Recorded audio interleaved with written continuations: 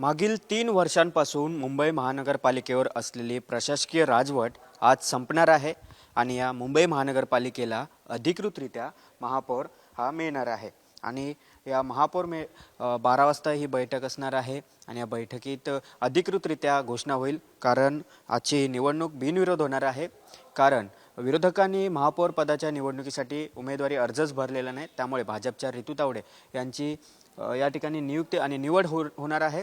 मात्र तत्पूर्वी हे सभागृह आपण बघतोय की मागील 3 वर्षांपासून बंद असलेले सभागृह आज मात्र या नव्याने येणाऱ्या नगरसेवकांसाठी सज्ज झालेलं आहे।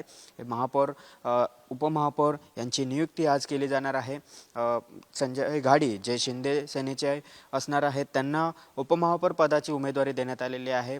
त्या पदासाठी देखील विरोधकांनी उमेदवारी अर्ज भरलेला आहे। त्यामुळे महापौर आणि उपमहापौर पद हे बिनविरोध त्यांची निवड होणार आहे। व्हिडिओ जर्नलिस्ट रोहित शिगवणसह गिरीश कांबळे, साम टीव्ही न्यूज, मुंबई।